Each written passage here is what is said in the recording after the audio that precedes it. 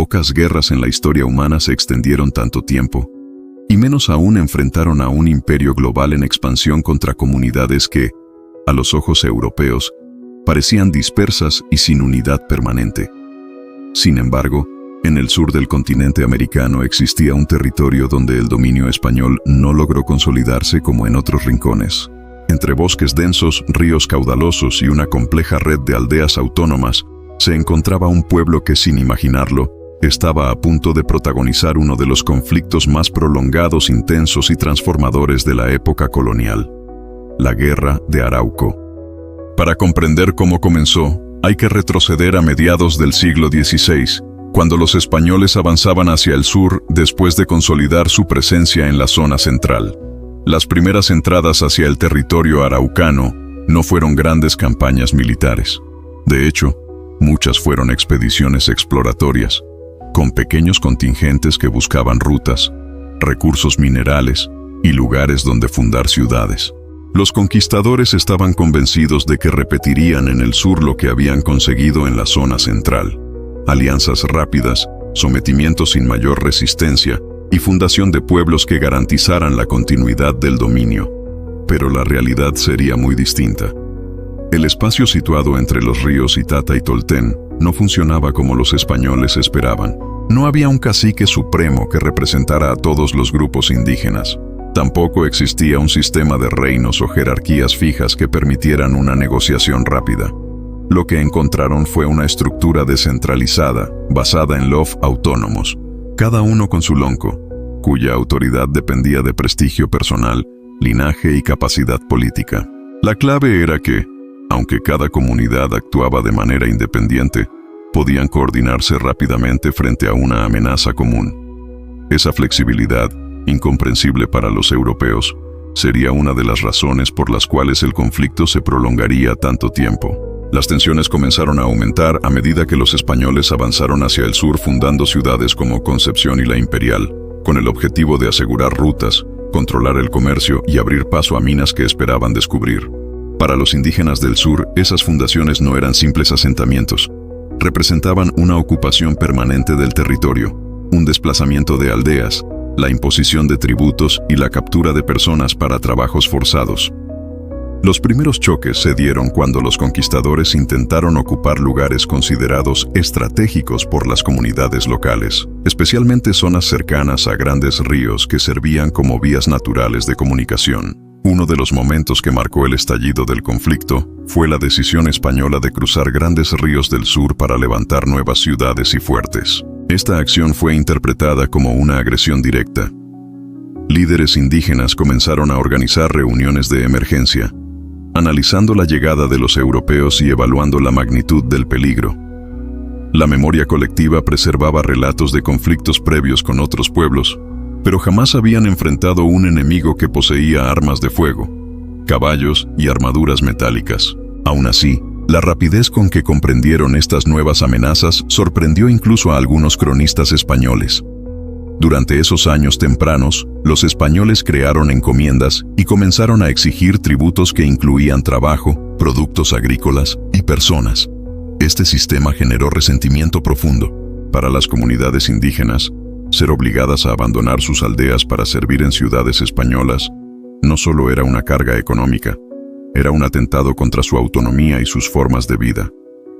Muchas familias se vieron separadas por meses, lo que generó tensiones sociales internas que terminaron alimentando la decisión colectiva de resistir. Gradualmente, la resistencia dejó de ser espontánea y comenzó a tomar forma más organizada. Figuras guerreras emergieron en distintas zonas, cada una reuniendo a sus seguidores y proponiendo estrategias para enfrentar a los invasores. No existía un mando centralizado permanente, pero sí alianzas rápidas que se activaban cuando la situación lo exigía. A diferencia del sistema español, donde los comandantes permanecían largos periodos en el cargo, entre los indígenas del sur el liderazgo militar era temporal y basado estrictamente en el mérito.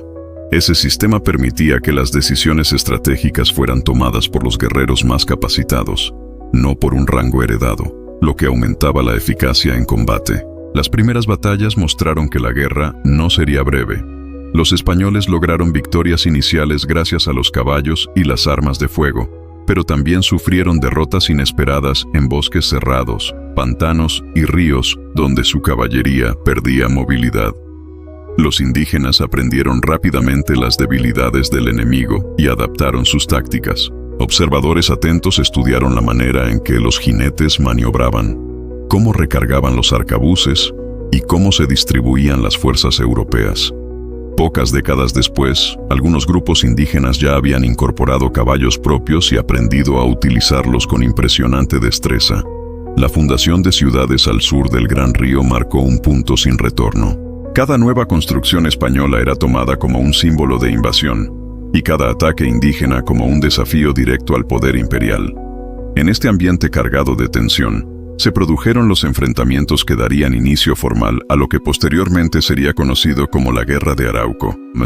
No fue un conflicto nacido de una sola chispa, sino de un proceso lento de fricciones acumuladas, malentendidos culturales, presiones económicas y decisiones políticas que los españoles no calcularon adecuadamente. El resultado fue un territorio transformado en una frontera viva, donde cada avance español era respondido con una resistencia inesperadamente firme. La Guerra de Arauco no comenzó con un único líder, ni con un único combate. Comenzó con la suma de tensiones que hicieron inevitable un conflicto a gran escala entre dos mundos que no encontraron un punto de encuentro. Con el conflicto ya desatado, las décadas siguientes demostrarían que la guerra en el sur no sería un episodio breve ni un proceso de conquista tradicional. La presencia española activó un proceso de transformación interna que llevó a las comunidades indígenas a desarrollar nuevas formas de organización militar, nuevas estrategias y una capacidad de adaptación que desconcertó al imperio. Fue en este periodo cuando surgieron algunos de los líderes más emblemáticos, cuyas acciones marcaron la fase temprana de la Guerra de Arauco. Uno de los cambios más notables fue la creación de estructuras militares temporales dirigidas por un toqui elegido por su experiencia, destreza y capacidad estratégica. Estos líderes, cuya autoridad existía solo mientras duraba la campaña, eran evaluados en función de sus resultados y podían ser reemplazados rápidamente si no cumplían con las expectativas. A diferencia de los mandos españoles, rígidos y permanentes, este sistema ofrecía una agilidad que fortalecía la respuesta indígena ante un enemigo tecnológicamente superior. Los españoles, por su parte, no imaginaron que estarían frente a un adversario tan tenaz. Tras las primeras victorias, la confianza inicial les hizo cometer errores estratégicos importantes. Muchos gobernadores creyeron que bastaba con fundar ciudades, imponer encomiendas y mantener guarniciones para consolidar su presencia.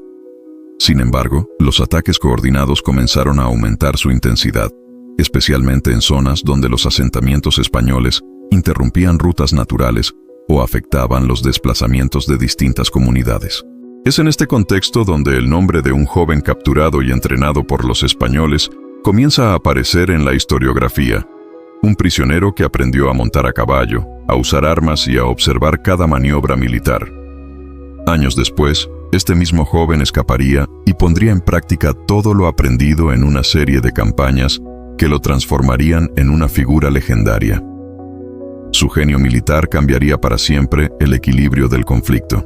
La caballería indígena, inexistente antes del contacto europeo, se convertiría en una de las unidades más temidas de la guerra, y su capacidad para atacar, retirarse y reorganizarse superaría incluso a la experiencia de jinetes españoles.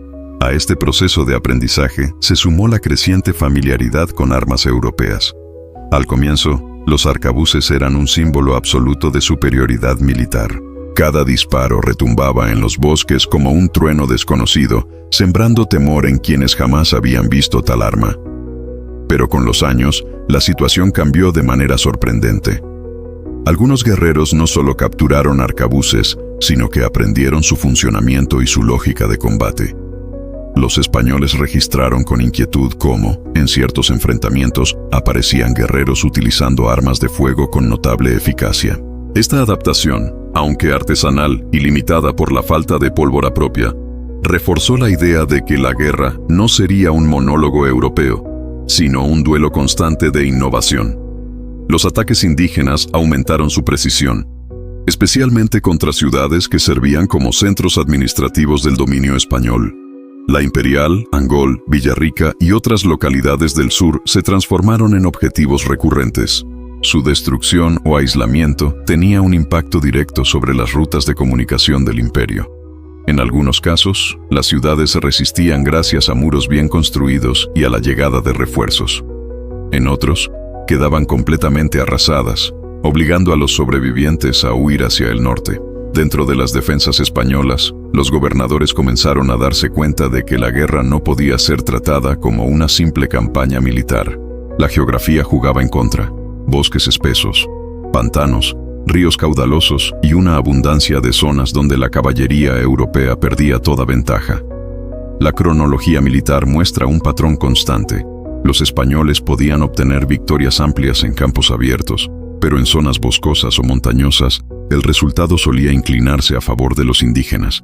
Esta alternancia generó un conflicto prolongado, en el que ninguno de los dos bandos lograba una victoria definitiva. Los líderes indígenas no solo atacaban ciudades, sino que empleaban estrategias altamente coordinadas. Por ejemplo, se realizaban ataques múltiples en distintas zonas para dispersar a las fuerzas españolas, obligándolas a dividirse y reduciendo su capacidad de respuesta. A su vez, los españoles intentaban fortalecer ciertos puntos clave, construir fuertes adicionales y enviar mensajeros a Santiago y Lima solicitando refuerzos constantes. La guerra se transformó en un drenaje permanente de recursos, hombres y suministros para la corona. Este periodo también vio la aparición de figuras españolas que intentaron comprender mejor a sus adversarios. Algunos capitanes recomendaron cambios en la estructura militar y en la forma de negociar, pero estos esfuerzos se enfrentaban a la rigidez del sistema colonial. En cambio, los indígenas tenían la capacidad de modificar sus estrategias casi de inmediato. Si una táctica fallaba, no existía un castigo rígido ni una cadena de mando que lo impidiera. Simplemente se elegía un nuevo líder o se ajustaban las maniobras. Otra diferencia clave era la motivación. Para los españoles, muchos soldados eran reclutados de forma obligatoria o enviados desde grandes distancias sin conocer el terreno ni tener lazos personales con él. Para los habitantes del sur, en cambio, la defensa del territorio, de sus familias y de su modo de vida era un motor permanente. Las crónicas relatan que incluso después de derrotas dolorosas, las comunidades se reorganizaban rápidamente, formando nuevas unidades y eligiendo nuevos líderes. El conflicto se volvió tan profundo que las pérdidas humanas comenzaron a afectar la estabilidad de ambos bandos. La despoblación española en ciertas zonas llevó a la caída de algunos asentamientos, mientras que los pueblos indígenas también sufrieron consecuencias duras, especialmente por enfermedades traídas desde Europa. Sin embargo, pese a estos impactos devastadores, el espíritu de resistencia no disminuyó. A medida que se consolidaban estas fases tempranas de la guerra, ambos bandos empezaron a comprender una realidad nueva. El conflicto estaba lejos de ser una campaña pasajera. No era una simple disputa territorial ni un enfrentamiento entre un conquistador y un conquistado. Lo que estaba tomando forma era un choque prolongado entre dos mundos con visiones opuestas del territorio, del poder y de la autonomía. Los pueblos del sur habían aprendido a combatir en condiciones que favorecían su movilidad, habían incorporado armas y técnicas europeas y habían demostrado una resistencia que sorprendió a todos los observadores. Y los españoles, aunque mantenían superioridad tecnológica, estaban comenzando a notar que cada avance les costaba muchísimo más de lo que habían anticipado. El escenario estaba preparado para las grandes campañas que marcarían los siglos siguientes: ofensivas masivas, ciudades que caerían una tras otra, y gobernadores cuya suerte sería decidida no en los salones de Santiago, sino en los bosques y riberas del sur, donde cada decisión militar podía significar la supervivencia o la caída de todo un territorio. Las décadas que siguieron transformaron por completo el paisaje político y militar del sur. La Guerra de Arauco ya no era un conjunto de campañas aisladas, ni la simple resistencia de grupos locales frente a exploradores extranjeros. Se había convertido en un conflicto de gran escala, en el que caían gobernadores, se perdían ciudades enteras y la corona tenía que replantearse una y otra vez la manera de administrar su dominio en la región. No existía un frente de batalla único. Era una frontera móvil, siempre en tensión, donde pequeños movimientos podían desencadenar consecuencias enormes. Una de las señales más claras de esta nueva etapa fue la destrucción sistemática de varias ciudades españolas. Asentamientos que habían sido fundados con grandes expectativas, como La Imperial, Valdivia, Angol o Villarrica, terminaron siendo atacados de manera tan intensa que quedaron despoblados o completamente arrasados. La experiencia española en el sur se había basado en la idea de que, una vez levantadas las ciudades y establecidas las encomiendas, el dominio sería permanente. Pero la realidad demostró lo contrario. Cada fundación española creaba también un punto vulnerable, una marca visible del avance europeo y por lo mismo un objetivo estratégico prioritario para los líderes indígenas. Las campañas de ataque rara vez eran improvisadas. Los cronistas registran emboscadas, ataques simultáneos a diferentes poblaciones y maniobras para cortar suministros que llegaban desde Santiago o desde el mar. En varios episodios, grupos indígenas lograron sitiar ciudades durante semanas, impidiendo la entrada de alimentos y debilitando lentamente la resistencia española. En algunos casos, los españoles optaron por abandonar las ciudades antes que arriesgar una masacre total. En otros, resistieron hasta que la situación se volvió insostenible y las defensas cedieron. Las ofensivas indígenas no solo destruyeron ciudades, también alteraron profundamente la economía regional. La pérdida de asentamientos significaba la caída de rutas comerciales, el colapso de encomiendas y la interrupción de la producción agrícola destinada a abastecer a las guarniciones españolas.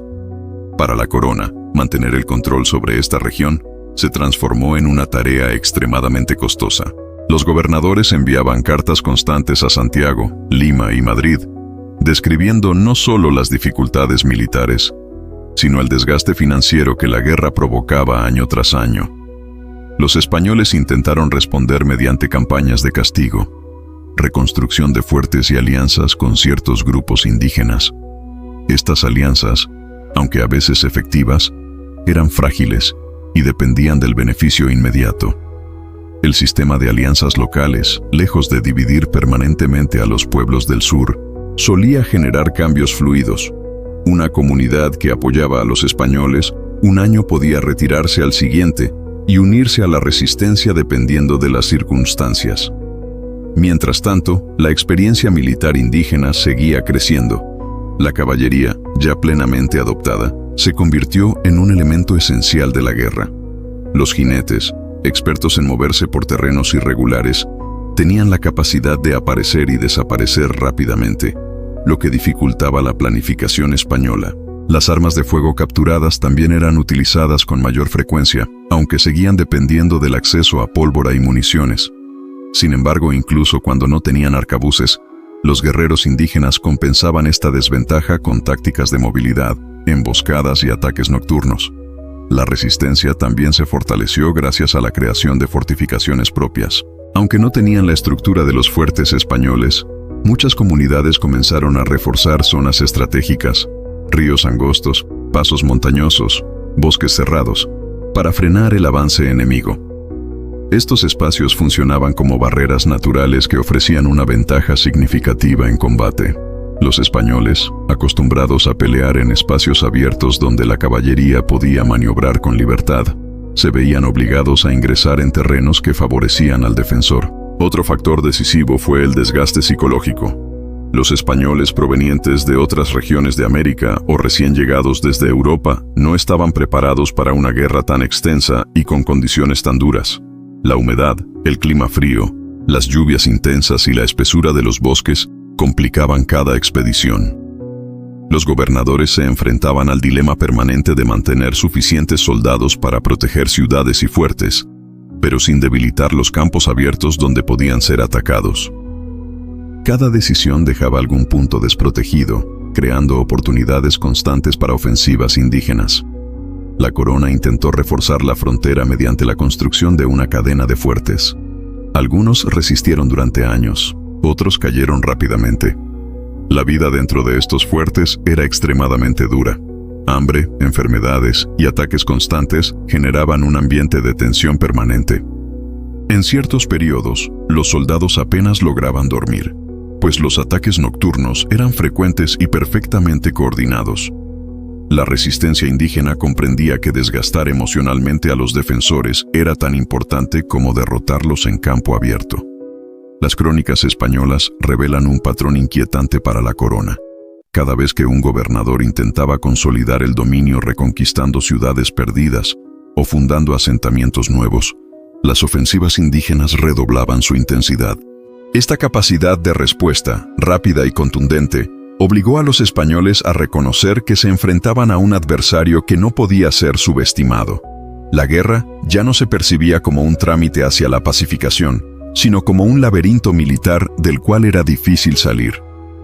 Durante este periodo, los pueblos del sur también desarrollaron un profundo conocimiento de las tácticas españolas. Sabían cuándo los españoles necesitaban caballos frescos, cuánto se tardaba en recargar un arcabuz, cómo se distribuían las tropas dentro de un fuerte y cuántos días podían resistir antes de que la falta de alimentos se volviera crítica. Esta información, reunida a través de exploradores, observadores y personas que conocían de cerca el mundo europeo, era utilizada con precisión en cada campaña. La consecuencia más visible de todo esto fue la instauración de una frontera viva. No era una línea divisoria fija, sino un espacio en constante movimiento donde la tensión podía estallar en cualquier momento. Esta frontera no solo separaba territorios, también marcaba un choque cultural permanente. Los españoles, con su visión imperial y su estructura administrativa centralizada, se topaban con un sistema completamente distinto, uno en el que la autonomía local, la rapidez decisoria y la adaptación constante ofrecían ventajas inesperadas. La profundidad del conflicto llevó a la corona a replantearse su estrategia. Mantener ciudades, fuertes y guarniciones en un territorio con resistencia permanente absorbía enormes cantidades de recursos. La guerra ya no podía tratarse como un enfrentamiento entre conquistadores y conquistados. Era una realidad que modificaba la política regional, la economía y las relaciones entre los pueblos. El sur del continente se había transformado en un escenario donde la guerra era una presencia constante, marcada por avances, retrocesos, destrucciones y reconstrucciones. En medio de este proceso, tanto indígenas como españoles comprendían que la resolución del conflicto requeriría más que armas o batallas decisivas. El camino hacia una relativa estabilidad sería largo y complejo, marcado por negociaciones, traiciones, reacomodos y cambios profundos en la manera de entender la guerra y la convivencia. Con el avance de los siglos, la Guerra de Arauco dejó de ser un simple conflicto militar para convertirse en un fenómeno político y social que transformó por completo el sur del territorio. Lo que había comenzado como un choque entre conquistadores recién llegados y comunidades locales, se convirtió en una disputa de larga duración que obligó a ambos bandos a replantear su forma de combatir, negociar y sobrevivir. A medida que el desgaste aumentaba, la corona comprendió que mantener un dominio absoluto era imposible, mientras que las comunidades indígenas entendieron que la resistencia permanente debía complementarse con espacios de diálogo que evitaran la destrucción total de su estructura social. Fue en este escenario que surgieron los parlamentos, encuentros formales entre autoridades españolas y representantes indígenas para establecer acuerdos sobre comercio, tránsito, restitución de cautivos y límites territoriales. Estos encuentros no fueron concesiones gratuitas. Surgieron de la incapacidad de los españoles para imponer control definitivo y de la capacidad de los pueblos del sur para sostener una resistencia efectiva durante décadas. Los parlamentos se transformaron en una forma inédita de relación política en el continente. Se reconocía, de manera práctica, que existían territorios donde el dominio directo español no podía ejercerse. El primer gran antecedente de estos encuentros se remonta al siglo XVI, pero fue durante los siglos XVII y XVIII, cuando alcanzaron su mayor desarrollo. Los españoles llegaban acompañados de misioneros, soldados y funcionarios, llevando regalos y alimentos. Las comunidades indígenas enviaban a sus loncos más influyentes, quienes a su vez iban acompañados de guerreros y delegados de diferentes zonas. Se trataba de reuniones complejas, donde ambas partes intentaban obtener ventajas o evitar nuevos estallidos de violencia. Estos parlamentos no eran simples ceremonias diplomáticas. funcionaban como espacios donde se discutían rutas comerciales, acceso a tierras, circulación de ganado y el retorno de cautivos. También establecían periodos de tregua que permitían tanto a los españoles como a las comunidades indígenas recuperarse del desgaste de la guerra. Sin estos acuerdos, la región habría caído en un estado continuo de devastación. Aún así, la paz que surgía de estos encuentros nunca era absoluta. La frontera continuaba siendo un espacio inestable, donde cualquier incidente podía desencadenar nuevos combates. Los españoles mantenían fuertes misiones religiosas y ciudades al norte, mientras que los pueblos indígenas conservaban el control de extensos territorios al sur. Esta coexistencia era frágil y dependía en gran medida de la habilidad política de ambos bandos para mantener los acuerdos vivos. Las misiones jesuitas jugaron un papel importante en esta fase del conflicto. Su objetivo era promover la conversión religiosa a través del diálogo, no mediante la imposición armada. En muchos casos, los misioneros actuaron como mediadores entre gobernadores y líderes indígenas, facilitando negociaciones, interpretando posturas y transmitiendo peticiones. Sin embargo, su presencia también generó tensiones internas, tanto entre las comunidades indígenas como entre los propios españoles, que a veces desconfiaban del poder cultural que los misioneros podían llegar a tener. Mientras tanto, los pueblos del sur siguieron perfeccionando sus estrategias militares. Aunque los parlamentos ofrecían espacios de tregua, la preparación para la guerra nunca desapareció del todo. La caballería indígena mantuvo su excelencia táctica, y la capacidad de movilizar guerreros en poco tiempo continuó siendo una ventaja crucial. Por otro lado, los españoles intentaron fortalecer su posición mediante reformas administrativas y la profesionalización de las tropas asignadas a la frontera. Pero cada intento de avanzar demasiado al sur provocaba respuestas contundentes, recordando que la resistencia seguía viva.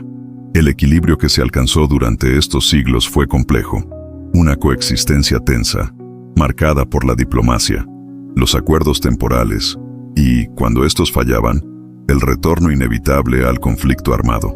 La guerra de Arauco nunca fue una guerra convencional que pudiera terminar con una gran batalla decisiva. Fue un enfrentamiento de desgaste, donde la supervivencia dependía tanto de la habilidad militar como de la capacidad de negociación. Hacia finales del periodo colonial, la corona comenzó a enfrentar nuevas dificultades. Las reformas administrativas y militares impulsadas desde España buscaban fortalecer el control imperial, pero llegaron en un momento en que los conflictos internos en Europa y la inestabilidad económica afectaban la capacidad de sostener campañas costosas. La región del sur, lejos de ser una fuente de riqueza, se había convertido en un punto de constante gasto. Los gobernadores informaban que mantener fuertes, misiones y tropas consumía recursos que podrían haberse utilizado en otros territorios considerados más rentables. Al mismo tiempo, las comunidades indígenas experimentaban cambios internos. Las enfermedades introducidas en los siglos anteriores habían reducido considerablemente la población, alterando la organización tradicional y obligando a muchos LOF a reestructurar su sistema de alianzas.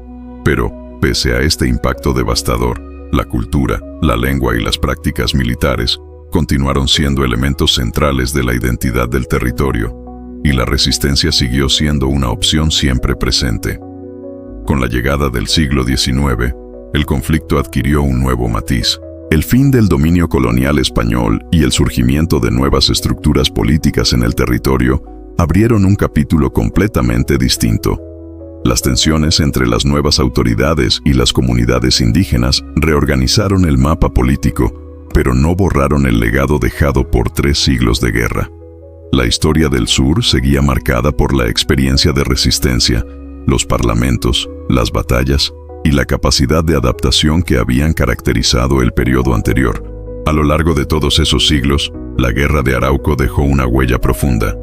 No fue solo un conflicto militar, fue un proceso histórico que transformó culturas, fronteras, sistemas políticos y la manera en que se entendía el poder en el territorio. Las ciudades que fueron destruidas, los fuertes que resistieron y las alianzas que se formaron y deshicieron dieron forma a una región donde la identidad se forjó en medio de la guerra, pero también de la negociación y la persistencia. La resistencia de los pueblos del sur no se explica únicamente por el valor en combate, sino por su extraordinaria capacidad para adaptarse a un enemigo que, en teoría, poseía todas las ventajas tecnológicas. Aprendieron a utilizar armas europeas, adoptaron caballos, estudiaron tácticas militares y comprendieron las debilidades del sistema colonial. El resultado fue un conflicto que ni siquiera un imperio global logró resolver por completo. Con el paso de los siglos, la Guerra de Arauco se convirtió en un símbolo. Un ejemplo de cómo la determinación, la autonomía y la comprensión profunda del territorio pueden resistir incluso a una de las potencias más grandes de su tiempo. Su legado no se limita a los combates o a los parlamentos, sino a la memoria de un pueblo que supo enfrentar la adversidad durante generaciones, dejando una marca imborrable en la historia del sur del continente.